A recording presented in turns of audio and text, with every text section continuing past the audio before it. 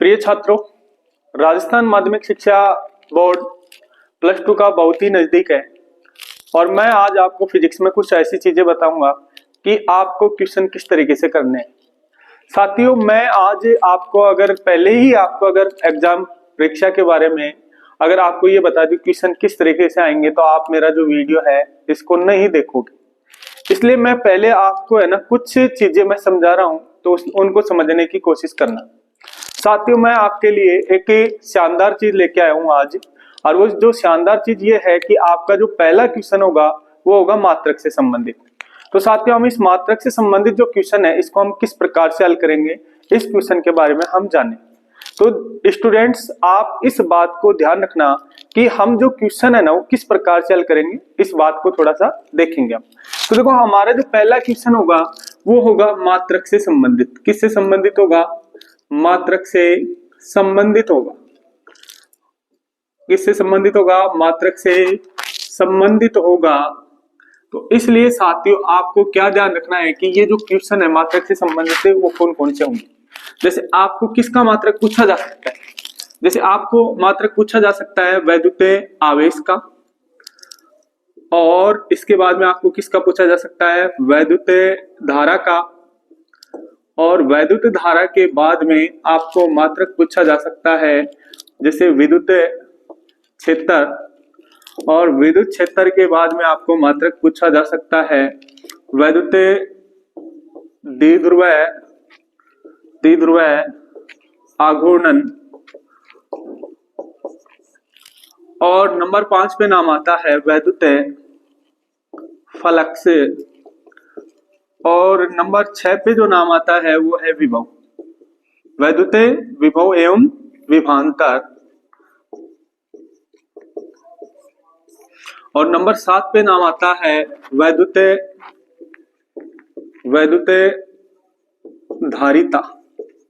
क्या आता है? वैद्युत धारिता। और 8 नंबर पे जो नाम आता है वो आपका है चुंबकीय क्षेत्र,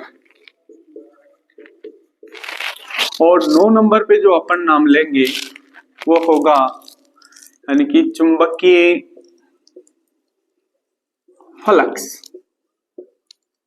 और 10 नंबर पे जो हम बात करेंगे वो होगा हमारा चुंबकीय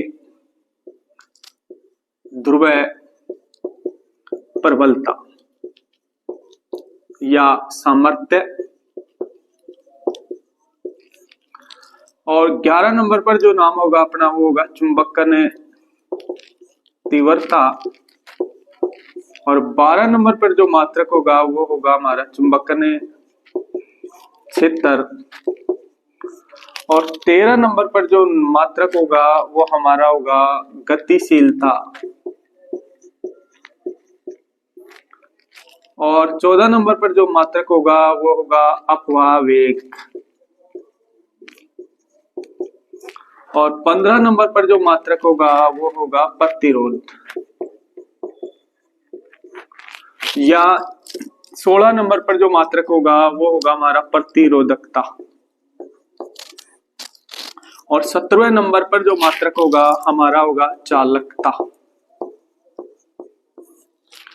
18 नंबर पर जो हमारा मात्रक होगा वो होगा संप्रेरण गुणांक,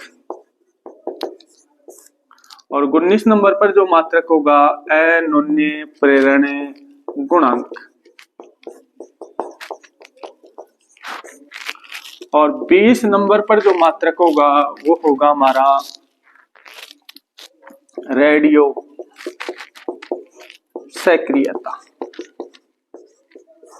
और 21 नंबर पर जो मात्रक होगा हमारा होगा लेंस की क्षमता या आवर्धन क्षमता,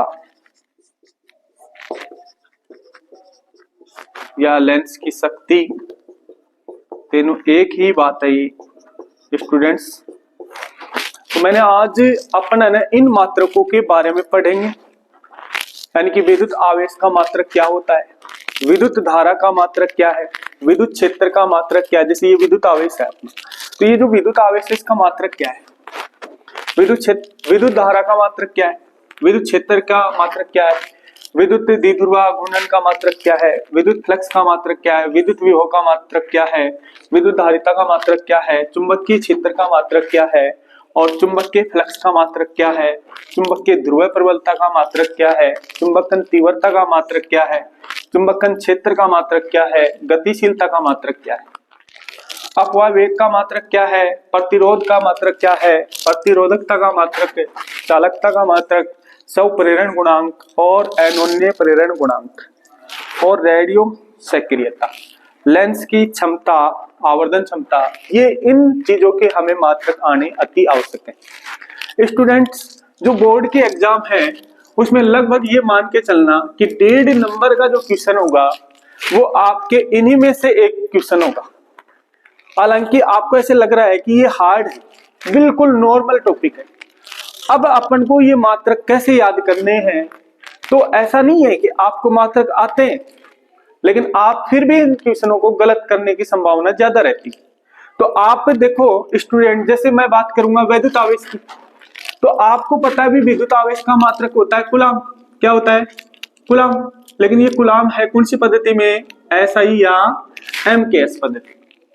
विद्युत आवेश का दूसरा मात्रक है फैराडे, जो सबसे बड़ा मात्रक है। तीसरा जो मात्रक है इसका है फ्रैंकलिन, जो इसका क्या है, सबसे छोटा मात्रक है। यानी कि देखो आवेश के 3 मात्रक हो गए अब तक, लेकिन हम यही पढ़ेंगे कि आवेश के कौन कौन से मात्रक हैं। अभी मैंने 3 ही लिखे हैं, लेकिन कम से कम जैसे एब कूलाम भी आवेश का मात्रक है चुंबकीय क्षेत्र में, ईएसयू भी किसका मात्रक है, आवेश का ही मात्रक है चुंबकीय, यानी कि ये किसमें हो गया, सीजीएस पद्धति में हो गया। जैसे हम बात करें एम्पियर इनटू सेकंड भी किसका मात्रक है, आवेश का ही। तो हम यही जानेंगे कि ये मात्रक कैसे बने और इन मात्रकों को हम कैसे याद रखें, क्योंकि अपन लोग है ना पढ़ते समय, लेकिन क्वेश्चन को करने का तरीका हमें मालूम होना चाहिए।